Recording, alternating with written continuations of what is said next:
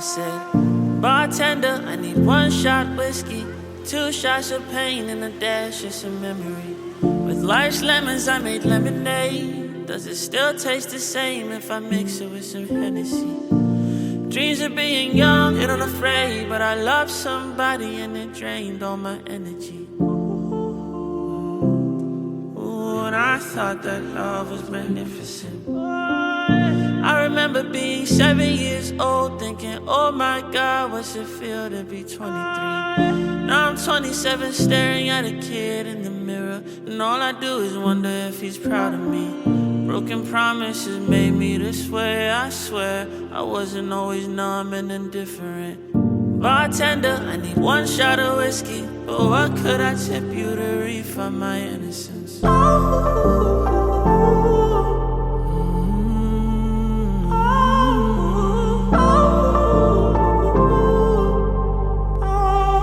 Would I rather be rich and gold, or rather be rich in the...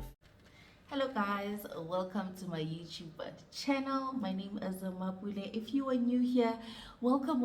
I hope you stay. I hope you have fun with my people. If you're a returning subscriber, thank you for coming back. Ding ding ding ding. Guys, I shouldn't be this excited to speak about this topic, but I just want to make it light. I want to make it a lovely, lively, and just something to connect with, and just a topic that will... It's a very sad topic. It's my loss. It's my story. It's my miscarriages and my stillbirth. But I want to make it fun. There's no way to make it fun, but I want to make it fun so that I can remove the stigma from it. So I can remove the pain from it, so that another mommy who's going through the same situation can relate, so that another mommy going through the same situation can feel like they're not alone, so they can feel like these things actually do happen, which saying that does not take away your experience, does not take away your pain, does not take away what you've been through. So I am having some grape tizer in here. If I do kneel down to drink every now and then, I'll put it here. I think it's better there. So my name is Mapule. I am 28. I have been pregnant 3 times, but I only have 1 child. So I've had 2 losses. One was a miscarriage and one was a stillbirth. So with my first pregnancy, I had the loss at 7, 8 weeks. So the common question I get is, what were your symptoms? How did you know you were having a miscarriage? What did you go through?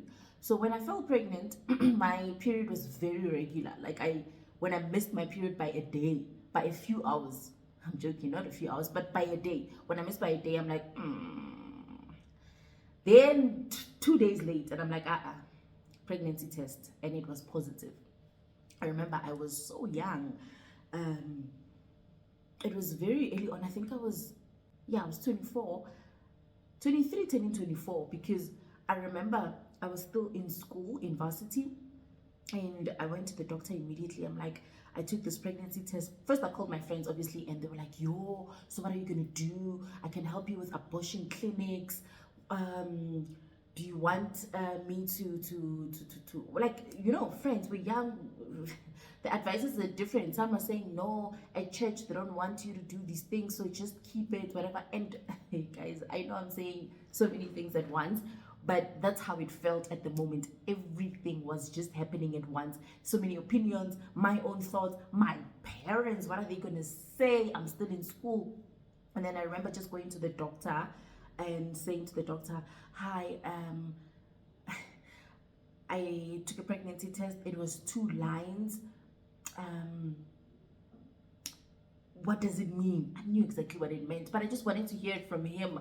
I wanted to hear it from a medical perspective. There's so many ways I could have asked him for that, but I was like, there's 2 lines, what does it mean? And then she says, okay, we're going to run another one. If it has 2 lines, then it means you are expecting a baby. If there's 1 line, then it means you're not pregnant. And then I don't know why I thought it would suddenly be one line, but he tested it and it was 2 lines again. Duh. And then this guy says, how old are you? I'm like, I am 23. And then he says, okay, I trust you to do the right decision. What is the right decision at this time? Like, surely that should be my decision regardless. Like, he says, I trust you to do the right decision, as if to say, I know what's right. I didn't know what's right, but I needed advice, yes, but at that moment, I just wanted him to confirm the pregnancy. He confirmed it. I just took his test, and I just, like, literally after he said, I hope you make the right decision, I went out, called my friends, and my friends obviously came with opposing opinions. And then I did not call my mom. I don't even want to speak about the person I made the baby with at the time. They were non-existent in my life. It's something I don't want to talk about, that situation. It happened, and there was a baby. And then, there was a pregnancy rather. And then I was stressed. I don't want to lie, I was so fucking stressed, like stressed to the core. That whole week I slept at my friend's place. I was going through it all. And then, no, I think I was 12 weeks. 12 weeks is 3 months. No, I'm lying. It was 8 weeks. 8 weeks. 12 weeks. 12 weeks now. It's a long time ago, guys. Please forgive me. But it's been, I was 12 weeks pregnant when I lost that baby. When I lost that pregnancy. So,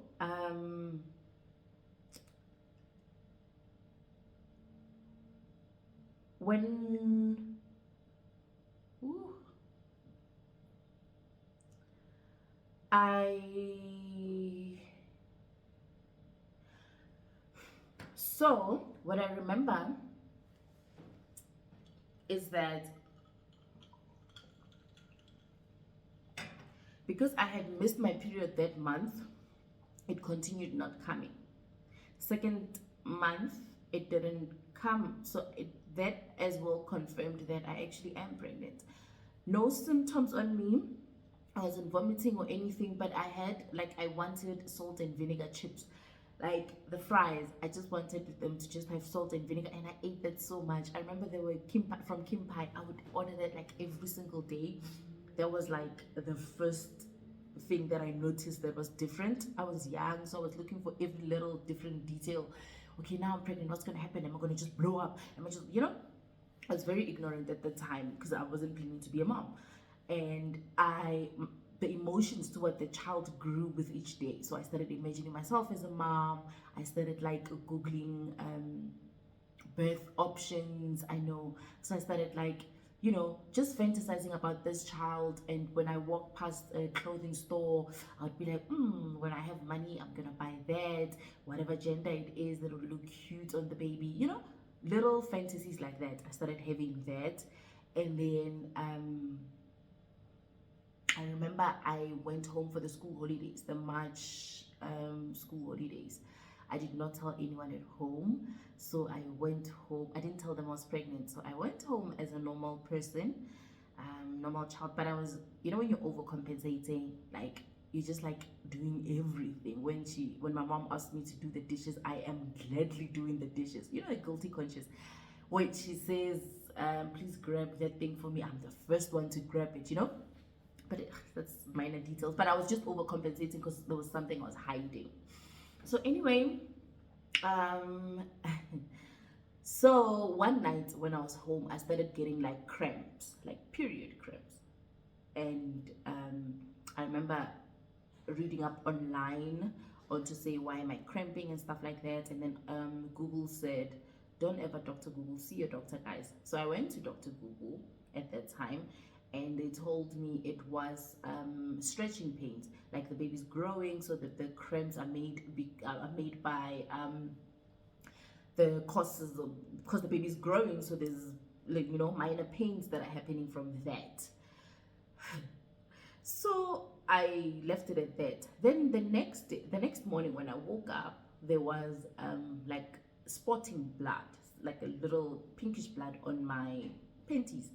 And then I'm like, okay, so it is period. Then when I went online again, Dr. Google said, no, it's normal. Um, you will have, it's normal to have periods when you're pregnant, and all these things I was believing until it was a full-blown period. Like, this is my period with a heavier flow. Still hadn't told anyone at home.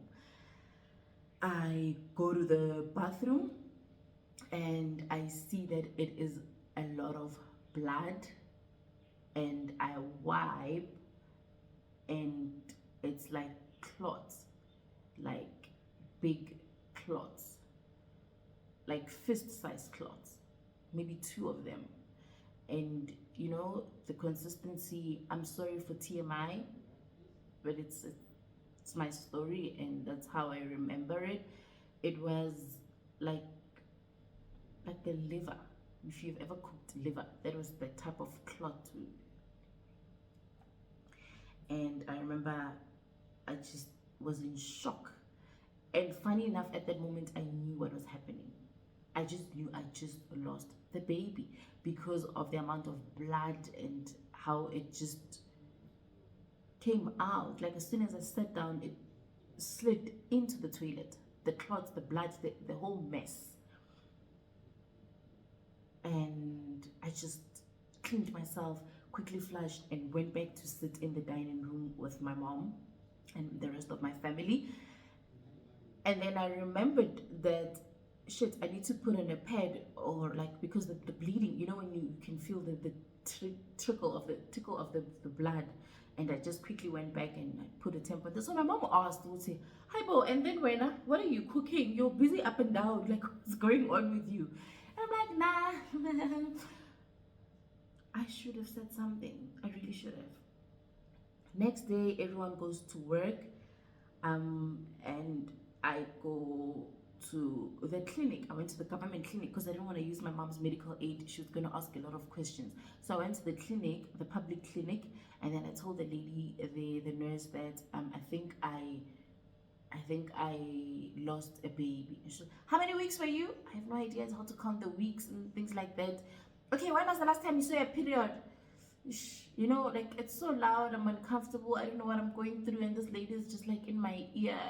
And then I took out my phone, showed her the period app, and and then she says, okay, you have to go to hospital so they can clean you. I'm like, no, I've already wiped, I've cleaned, I've just put a tampon. No, to clean you inside, we have to clean you inside and take out the remains. I'm like, no, everything fell into the toilet. And Sissy, you have to go to the hospital and they have to clean you. And I'm like, oh my gosh, then my mom has to find out. Because what?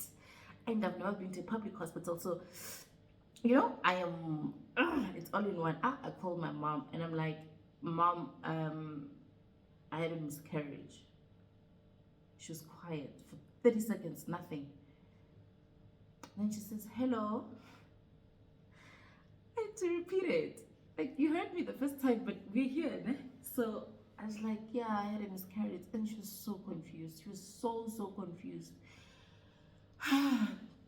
She started crying, and then she, obviously now that I'm older, I realized that she was probably feeling like such a bad mom for me and her not to have that open platform to begin with.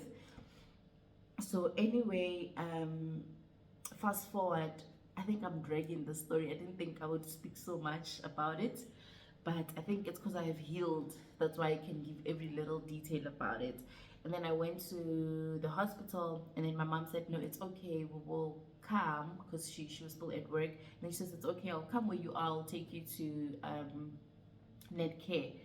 It was Mediclinic at the time. I didn't go to Netcare, I went to Mediclinic. And then she came with my dad, and that was just, for me, it's just more embarrassing. I don't know why.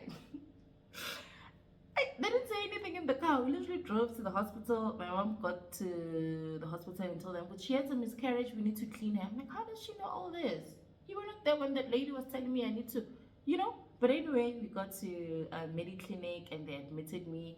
I was there overnight. I did what it's called, I think I will put out the name of the cleaning, what it's called here. That shit was painful, guys. When I got on the bed, they put one leg there, the other leg there. They put something in there and they scraped. It was, I was not on any anesthesia. It was painful. They were scraping and cleaning it, and I was just like, they should have warned me. It was about maybe 2 minutes or so, but I was in so much pain. I just screamed, and they were like, Sissy, calm down. Like, it's okay, you're okay. But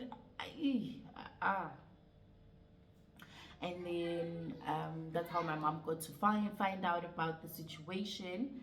And then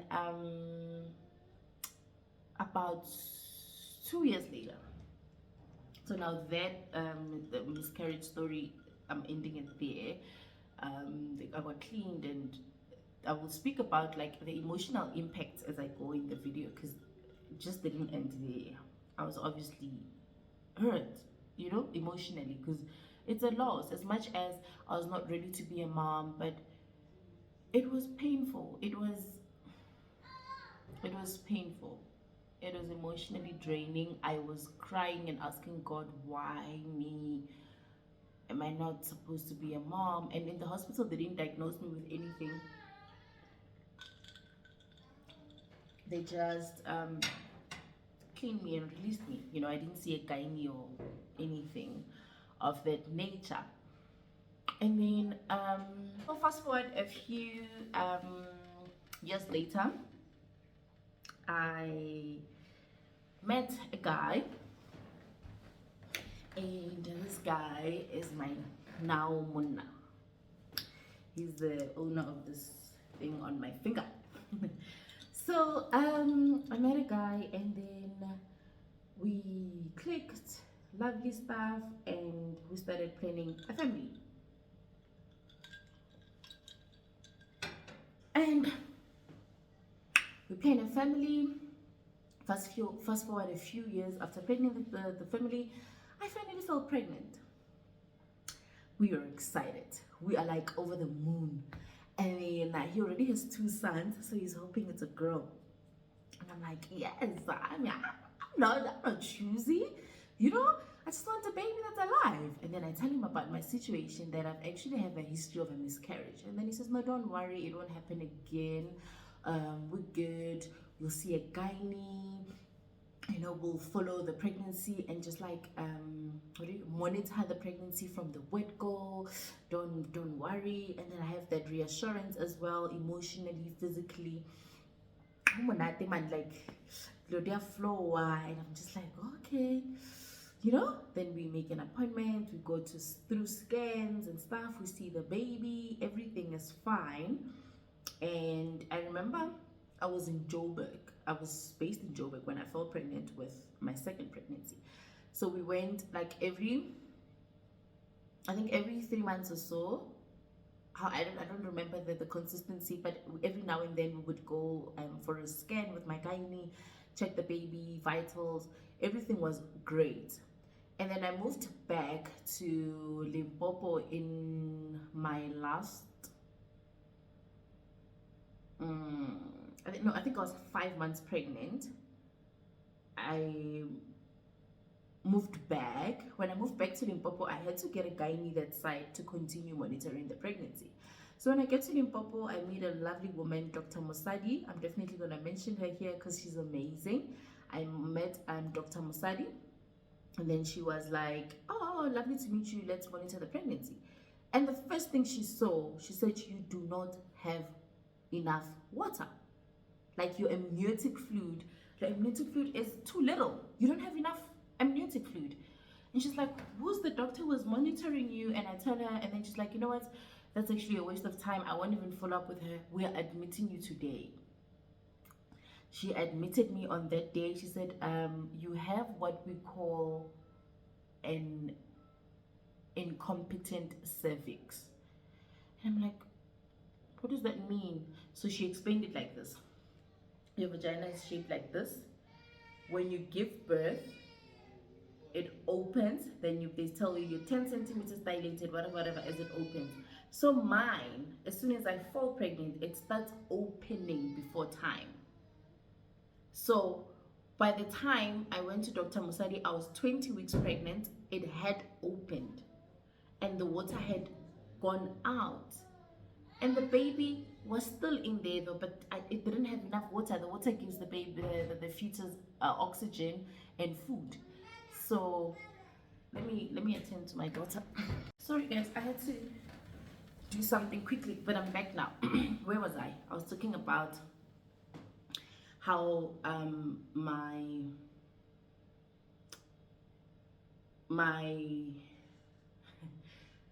it opened. So my cervix opened, yes, cervix. So she admitted me, and then she says, you know what, we're going to, I was 20 weeks pregnant, so she said, we're going to keep you at least until you're at least 28 weeks pregnant. So for 8 weeks, we're going to keep you for 8 weeks so that the water can try and restore itself, because there's no way you can refill amniotic fluid after it has leaked. So you can't even drink more water. You just need to be on bed rest so that your body cannot be too active to let more of the water out. And yeah, so I was on bed rest. I got admitted on the Friday. It was the 2nd of October 2020. Yeah, 2nd of October 2020. I got admitted, and then I was good, you know, like, okay, 8 weeks, oh, it's a long time, but I mean, whatever it takes. Then she checked the heartbeat. She said the baby's still alive, and we are going to have to just monitor the baby every now and then. And then in the morning, she didn't come for morning rounds. She came in the afternoon. When she came in the afternoon, she says, okay, how are you feeling? I'm like, oh, same. Has the baby kicked? Not much, because I mean, there's not much fluid for the baby to make any movement. Just imagine being stuck in a jelly, you know, because it's dry, so she can't even, you know, the baby can't move. So, and she asked me, are there any movements? I'm like, barely. She's okay, let's check how the baby's doing, if there's any water that's been restored. And then she brings her machines. I'm lying there on some, yeah, let's check. She moves the thing, looking for a heartbeat. So now she has looked for a heartbeat in my tummy before, and it didn't take more than 10 seconds. So now this is going for almost 40 seconds now. She's, you know, on the belly. And then she says, okay, so she's on and off the machine. That's when you knew something's wrong. She comes again, another 30 seconds. She checks, and then she says, oh, Mapule, I'm so sorry. We don't have a heartbeat.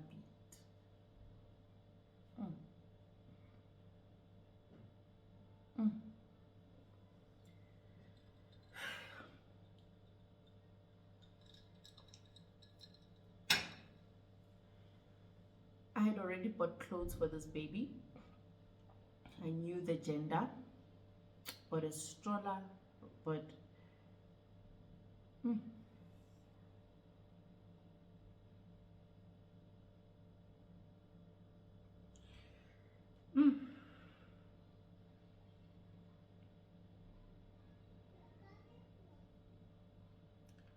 and then she then asks me, do you want us to help you give birth to the baby now, or are you going to go home and let nature take its course? So what she meant by that, do you want us to like literally induce you to go into labor now and you leave the baby here, or whatever you want to do, like for you to give birth now? Or do you want to go home and then wait for your body to realize that the fetus is dead, and for you to continue, you know, because as soon as your body, I'm sorry guys, as soon as your body realizes that you have the baby's not alive in your belly anymore, it releases it. So you're going to labor, and then that's when you have a stillbirth. But if it's induced, you're still going to labor. It's just the baby won't be alive when it's born. So I said, I didn't even answer her. I just burst out crying. I remember just crying, and then she just like closed those blue curtains in hospital. She closed the curtains, and then she was like, I'm so sorry, I'm so sorry. Then she came like about a few hours later, and I was a lot better. So I called my mom. Hey, she broke down. Called my mona, my baby daddy, and he broke down. So now emotionally I was finished. Like I had no bars, like Petrilo. I was done for. Like I did not even know how to even understand God's plan for me. I did not know how to pray at that time. I did not know. Good, I was just angry at God. Like happen fair too. Like I understand the first time, oops, but the second time, now you're being deliberate, dude. Like now you're making sure I am crying. Now you're making sure I am not okay. You know. Anyway, I cried, my Lord. For the next month or so, every single day I cried. I remember like about a few weeks after it happened, the people from Mima, I had ordered a Mima, the stroller. It came like a few weeks later, and I just looked at that guy and I'm like, oh, just fuck off. He said, sorry ma'am, what are you not? I said, fuck off, because he didn't even understand what was going on. I knew what I meant, and I just didn't want to see any baby related item at that point. Guys, I was a mess. Kori, when I lost grapes, I was a mess. I was a mess. I cried.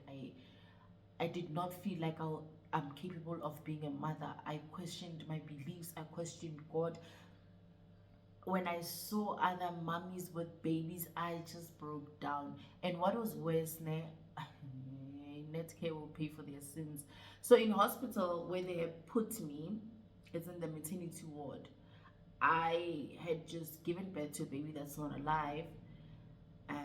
I asked the doctor to induce me in hospital. Sorry, I think I fast forward a bit. I asked the doctor to induce, and then I just wanted it gone. Like the whole situation, I didn't even want to be pregnant. I just, you know.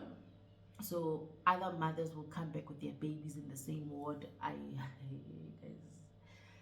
They moved me to the private rooms so that I can like have some privacy, but it was still painful, man. Like just being in the maternity ward every 2 minutes, it's like wah, wah.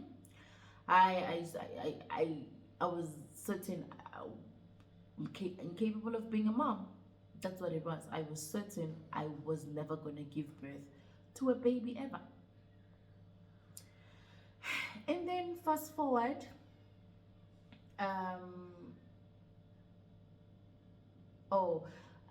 remember when I left the hospital, then I asked the doctor to put me on the implant. I said, I don't want to fall pregnant in the next 5 years. I guess clearly God doesn't want me to have kids, so block it up.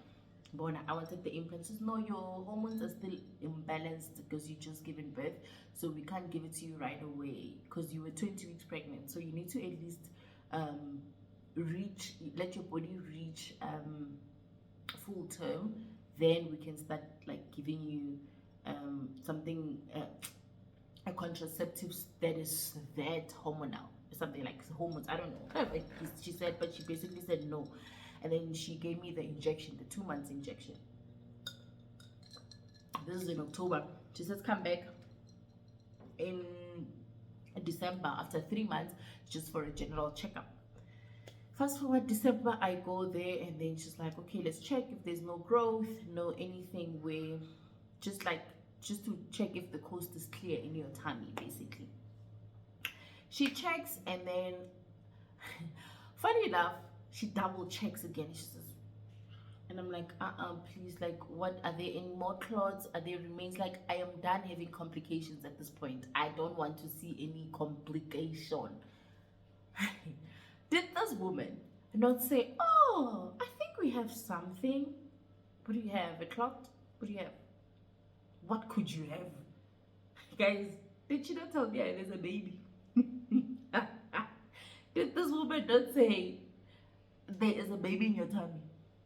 I told her I don't want it. Like, it was because I had felt so rejected by God for being a mom that I did not want to go through the same situation and the same loss and the same, I did not want to go through, I did not want to do it again. I said, no, we're not doing it again. And he says, no, I understand if you want to abort. I said, no, I don't really want to abort. I'm in shock. It's just not understandably so when you're not planning. I damn not. How was I? I just 3 months. But Musadi, literally, her name is Dr. Musadi, but like Musadi. And then she then says, okay, we need to monitor this baby from now, like from day one. I remember calling my baby and I'm like, hey, Wayne, I'm here for a checkup. They're saying this. And she says, God answered. He said, God answered my prayer. I'm like, oh, you're busy talking to God alone. I'm busy shouting at God and cursing him for this. And when you're telling, homeboy betrayed me there. Because like, and then anyway, we monitored that baby from then. I was diagnosed with an incompetent cervix. That means that as I said, it keeps the baby in the womb like that, but mine opens as soon as I fall pregnant. So the doctor stitched it up. It's called a cervical stitch. So what they do on here, you see where I'm rubbing my hands together, they stitch it up and stitch it and stitch it so that it doesn't open prematurely. And then that's how and then they stitched it up and the stitch held. I remember telling my doctor with every appointment with her, I went every month, literally every 4 weeks we had to monitor the baby. Every single symptom, any sign, any change, we had to be on par with everything. So she was very nice. And then she would send me like messages at night. Hey, are you sleeping well? Are you okay? How's your anxiety? She was checking on everything, and I'm very grateful for that. And then we got the stitch. The stitch held, guys. Like, I remember when I was doing the dance with baby daddy, he would feel it because it's literally it's a stitch. It's like they sew it on with I don't even know what example to give you, but when you buy a new charger, the cord is wrapped like this. Then they hold together with a tough string, like that thing that wraps cords together. Like, even with this type of thing, this is what I mean. Where you find when you buy a charger, you buy it like this, then they're gonna put this together with that hard little thing. That is the type of stitching they use there. So it would poke him, and guys, like having a stitch. I will do another video about having a cerclage. It's called a cerclage stitch or a cervical stitch. I will make another video another day because that was terrible. My anxiety was on.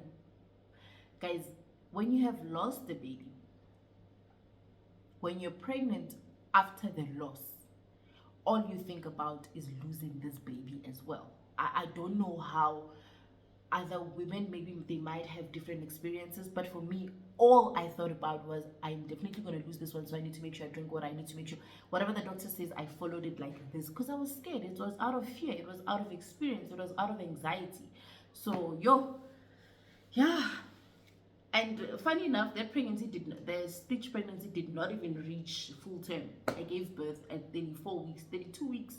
So I have never had a normal pregnancy. I've never been pregnant and reached full term. That is sad. But anyway, guys, I have questions from 2 moms from the Clueless Mom group. They asked me, what did the trauma do to you? Seeing other pregnant people and some with newborn. May the good Lord grant you all the strength and happiness you need. This is from Innocentia from Clueless Moms. So it seeing other moms, it was a trigger. It brought back the pain. It brought back, like, I was in a lot of pain.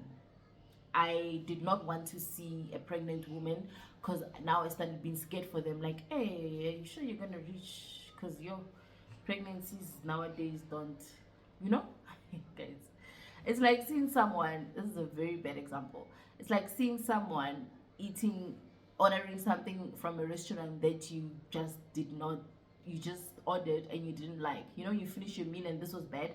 Then you see someone else ordering the same meal and you feel like saying, "Hey, boss, look for something else." Yeah, it was not nice. I was triggered a lot. Boyti from Clueless Mom says, "Hi mommy, I had a miscarriage 2 years back. Oh, sorry mama. Now I'm 40 weeks pregnant and I just fear having a stillborn. Any signs you had about the baby being a stillborn?" The first sign, I think it was the movement had increased. Only you and you know your body, and when you're carrying a child, like the normal. You're normal in your pregnancy. So for me, it was the motherly instinct, or the instinct rather, where the movement had lessened. Less movement, and less movement does not always mean stillborn. I need to put that out, because less movement can be there's no longer space. The baby has outgrown the space for the baby, so now there's not enough space to move. That is also part of your normal. You know that if it's like this, then it's normal. And yeah, I think for me the trigger was that. And also, when you feel like something's wrong, speak to your doctor. Go now. Rather go there and find out that it's nothing than sit it out and find out that you could have prevented it. So I think that's my advice to you, mama. You will reach, don't worry. And if you don't, please, you can always talk to me about it. You can always reach out, so we just bond over it and support each other as women.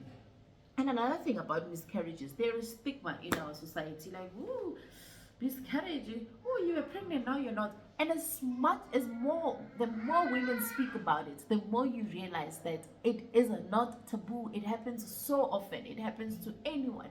It happens anyhow.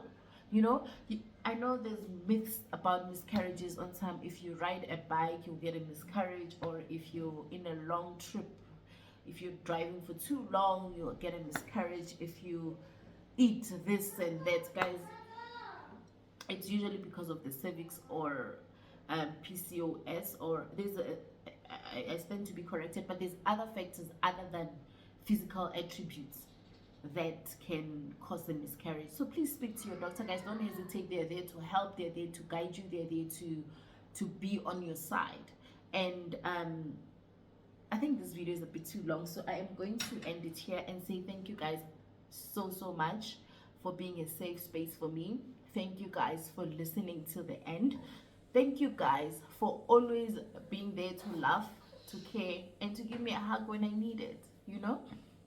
You guys are my loved ones. I love you guys so much.